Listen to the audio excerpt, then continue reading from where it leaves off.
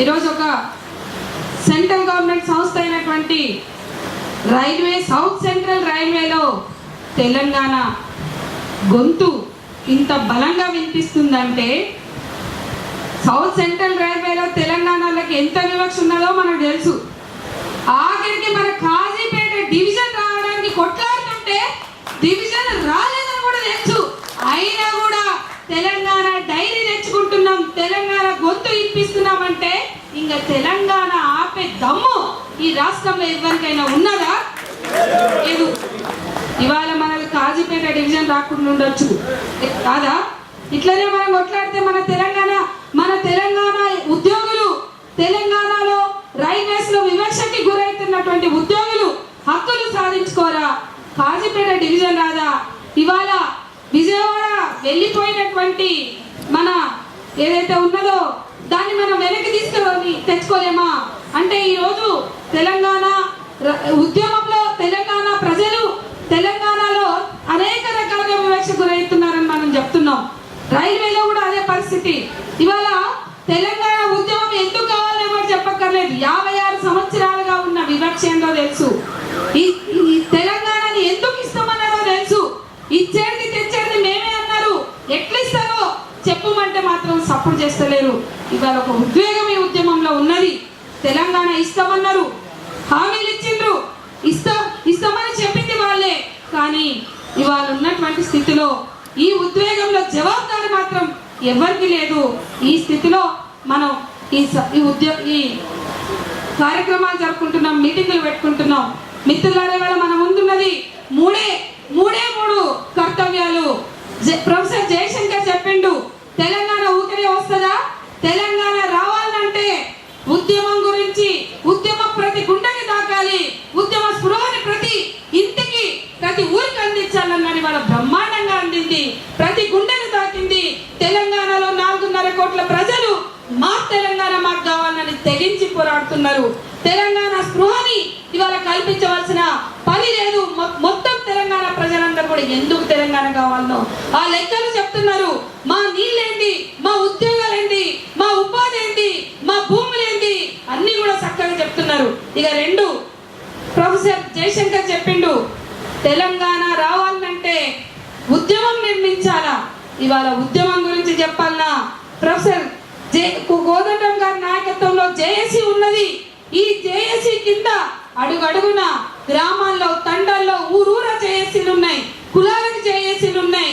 ఇవాళ రైల్వేస్ కూడా జేఏసీ ఉన్నది, ఆర్టీసీకి జేఏసీ ఉంది, సింగరేణికి జేఏసీ ఉంది. జేఏసీ లేని ఊరు లేదు, జేఏసీ లేని రంగం లేదు. పబ్లిక్ సెక్టార్స్ డిఫెన్స్ లో కూడా జేఏసీ ఉన్నది. ప్రొఫెసర్ జయశంకర్ చెప్పినట్లు ప్రచారం జరిగింది, ఉద్యమం జరిగింది. ఇక 3వది రాజకీయ ప్రక్రియ. ఈ రాజకీయ ప్రక్రియ ఎవరు చేయాలా? తెలంగాణ ఇస్తామన్నోళ్ళు, ఇచ్చేది మేమే, తెచ్చేది మేమే అన్నోళ్ళు, ఇయ్యకుంటే సచ్చేది నువ్వేరా అంటే భయపడి రాజీనామాలు చేసి రోజుకొక నాటకం ఆడుతున్నటువంటి ఈ రాజకీయ నాయకులు ఇవాళ రాజకీయ ప్రక్రియ చేయాలా? వీళ్ళు ఏం చేస్తున్నారు? ఇందాకనే కేశవరావు మాట్లాడిండు. పార్లమెంటులో కూర్చుని రోజు వాళ్ళు అట్టలు పట్టుకున్నారంటే ఎవరికి కావాలి? మరి తెలంగాణ కోరస్ రాగం. మీరు పార్లమెంట్ లో కూర్చుని కోరస్ వాడితే తెలంగాణ వస్తుందా? కాగితాలు చూపించి తెలంగాణ, జై తెలంగాణ అని కోరస్ వాడితే సరిపోతుందా? ఇవాళ సీమాంధ్ర పెట్టుబడిదారులు తెలంగాణకు అడ్డం పడుతుంటే, తెలంగాణను అడ్డుకుంటుంటే 800 మంది బిడ్డలు త్యాగం చేసినటువంటి ఈ తెలంగాణ గడ్డ మీద ద్రోహం చేస్తుంటే 6 ఎంపీలు కాగితాలు పట్టుకుని జై తెలంగాణ అని కోరస్ వాడితే సరిపోతుందా? ఇవాళ ఆలోచించాలా.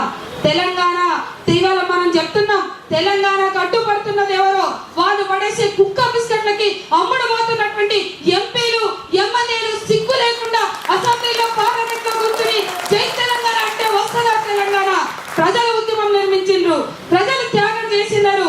ఇవాళ చేయవలసింది రాజకీయ ప్రక్రియ. అది ఎందుకు జరుగుతలేదు? మిత్రులారా, ఒక్కసారి ఆలోచించండి. పార్లమెంటులో ఎన్నో బిల్లులు ఏకాభిప్రాయం లేకుండా వస్తున్నాయి. మరి తెలంగాణకి ఏకాభిప్రాయం తప్పనిసరి అని అంటున్నారు. ఎందుకు? ఏ బిల్లుకు అవసరం లేని ఏకాభిప్రాయం, ఆ దొంగ నాటకం, వింత నాటకం తెలంగాణ కోసమే ఎందుకు చేస్తున్నారంటే మనోళ్ళు చేతగాకపోతున్నారు. మనోళ్ళు ఢిల్లీలో గులాంగిరి చేస్తున్నారు, సలాములు పడుతున్నారు. సోనియమ్మ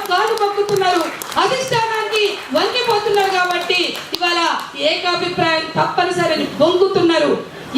నామమాత్రపు మెజారిటీతో ఎన్నో బిల్లులను ఆమోదించుకున్న చరిత్ర ఈ పార్లమెంట్ లో ఉంది. మైకులు వాగుతుంటే, బల్లలు విరుగుతుంటే, వాకౌట్ల మధ్య నామమాత్రపు మెజారిటీతో ఎన్నో బిల్లులను ఆమోదించుకున్న చరిత్ర ఈ దేశ పార్లమెంట్ లో ఉంది. ప్రజల జీవితాన్ని చిన్నాభిన్నం చేసే బిల్లులు, డిజిన్వెస్ట్మెంట్లు, పెట్రోలియంలు, సెజ్జులు, ఇట్లాంటి ఎన్నో బిల్లులు వాళ్ళు ఆమోదించుకున్నారు. మరి మన తెలంగాణకి మన గోస చూసి 56 సంవత్సరాలుగా మన గోస చూసి టిఆర్ఎస్ పార్టీ గడప గడప దొక్కింది. అందరూ మనకు మద్దతు ఇస్తున్నారు.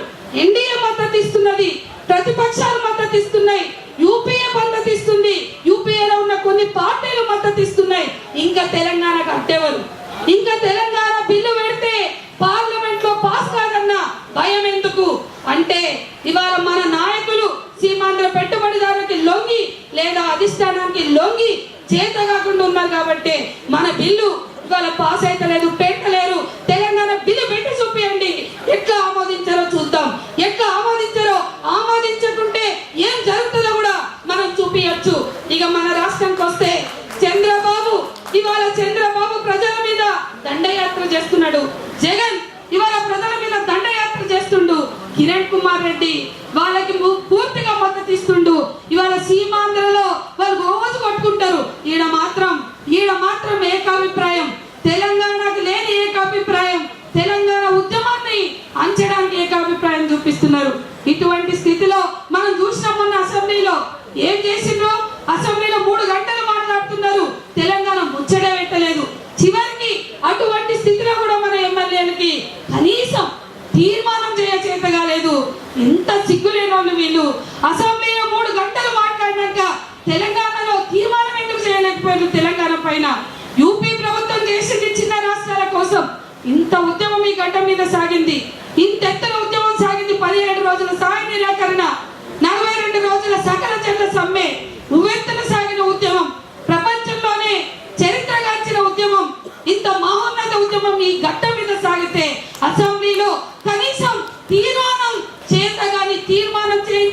చేతగాని ఇవాళ ఇసుంటోళ్ళు ఉంటే, ఇటువంటి బట్టవాసిగాళ్ళు ఉంటే ఇక తెలంగాణ ఎట్లా వస్తుంది మనం అర్థం చేసుకోవాలా. మిత్రులారా, జేఏసీ చెప్తున్నది, ఇక తెలంగాణ ఆపే దమ్ము ఎవరికి లేదు. తెలంగాణ ఉద్యమాన్ని ఎన్ని కుట్రలు చేసినా ఆపలేరు. మిగిలింది ఒకటే, నిర్మాణం. ఉద్యమాన్ని నిర్మిద్దాం, ఉద్యమాన్ని ప్రచారం చేద్దాం. నిర్మాణం, ప్రచారం, ఆందోళన. ఇవాళ మనకి ఎన్నో స్థానిక సమస్యలు ఉన్నాయి. తెలంగాణ ఎట్లా కావాలో మనం ఇన్ని రోజులు చెప్పినాం. ఈ డైరీలలో ఈ మొత్తం మనం ఇచ్చినటువంటి సమాచారం ప్రతి బుర్రకెక్కింది. కానీ ప్రజలకి స్థానిక సమస్యలు ఉన్నాయి. స్థానిక సమస్యలతో మన తెలంగాణ ఉద్యమాన్ని జోడిద్దాం. తెలంగాణ ఉద్యమాన్ని ఆత్మీయత ఎవరికి లేదు. పీగిపోయింది, ఎందరిపోయింది, చప్పబడిపోయింది అంటున్నారు. ఇటువంటి మాటలు ఇవాళ ఇట్లా మాట్లాడే వాళ్ళ నోళ్ళు బంద్ పెట్టాలంటే మన తెలంగాణ ఉద్యమాన్ని కొనసాగించుకుందాం. ఇవాళ పరిస్థితి ఎట్లుంది? మొన్న మేము సూరత్ పోతే అక్కడ ప్రజలు ఒకటే అడిగిండ్రు, మేము ఏమేమో అడుగుతారేమో అనుకున్నాం. సూరత్ వచ్చినాం కడుపు చేత పట్టుకుని. ఇవాళ బతుకులు ఎల్లక పొట్ట కూటి కోసం వలస బతుకులు మావి 4 లక్షల మందివి సూరత్ పట్టణంలో ఉన్నాం తెలంగాణ నుండి. మాకు వచ్చేది ఒకటే నవజీవన్ ఎక్స్ప్రెస్. దాంట్లో 2 డబ్బాలు ఏపించండి అని అడిగే దౌర్భాగ్య స్థితికి మన తెలంగాణ వాళ్ళు సూరత్లు ఉన్నారు. అంటే ఇక్కడ నుంచి పోయే నవజీవన్ ఎక్స్ప్రెస్ లో 2 డబ్బాలు ఏపించడు కూడా చేతగాని దత్తమ్మలు మన తెలంగాణ ఎంపీలు. 4 లక్షల మంది మన తెలంగాణ నుంచి, మన వరంగల్, కరీంనగర్, నల్గొండ నుండి పోయి సూరత్ లో బతుకుతుంటే వాళ్ళని సంపాదించి తెచ్చి ఏం చేసినా మన ఊరికే చేస్తున్నారు. మన ఊర్లోనే బతుకుతున్నారు. ఆడ ఎవ్వడు కూడా వాళ్ళకి బీసీ సర్టిఫికేట్ కూడా ఉండే, వాళ్ళకి కనీసం కులం సర్టిఫికేట్ కూడా దొరికాయి. చిన్న చిన్న ఇండ్లలో పిల్లల్ని ఇక్కడ పెట్టుకుని, తల్లిదండ్రులు ఇక్కడ పెట్టుకుని కేవలం పిల్లలతో ఆడ ఉంటున్నటువంటి ఒక దౌర్భాగ్య దయనీయ స్థితిలో తెలంగాణ వలస కార్మికులు బతుకుతుంటే, సూరత్ గాని, భివాండి గాని, ముంబై గాని మన బతుకులు ఎట్లున్నాయి? వాళ్ళు ఎంత అమానవీయంగా బతుకుతున్నారు. కేవలం ఇంత పొట్ట కూటి కోసం వాళ్ళు ఎట్లా బతుకుతున్నారు. ఇవన్నీ మనం మాట్లాడుతున్నాం. ఈ తెలంగాణ ఉద్యమం ఇవాళ వాళ్ళందరూ కూడా తెలంగాణ ఎందుకు కావాలో చెప్తున్నారు. సూరత్లు ఉన్నా, ముంబైలు ఉన్నా, మా తెలంగాణ మాకు కావాలా. తెలంగాణ వస్తే మరమ్మకాలు మీరు పెడితే మేము సూరత్ వదిలి, ముంబై వదిలి మళ్ళా తెలంగాణకు వస్తాం. మళ్ళా తెలంగాణలో పరిశ్రమలను అభివృద్ధి చేస్తామంటున్నారు. తెలంగాణ కార్మిక శక్తి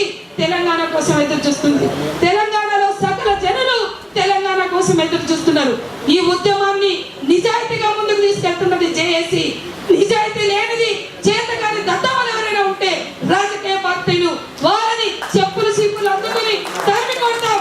తెలంగాణ వచ్చే వరకు, తెలంగాణ ఉద్యమంలో కలిసి వచ్చే వరకు కూడా ఈ రాజకీయ నాయకుల్ని నిలదీద్దాం. వాడు తెలంగాణ టీడీపీ కావచ్చు, తెలంగాణ కాంగ్రెస్ వాడు కావచ్చు, మన ఊర్లోకి వచ్చే రాజకీయాల్ని ఉరికిద్దాం. కానీ ఊరు ఇవాళ భర్తలు అందుకుని తరుణంగా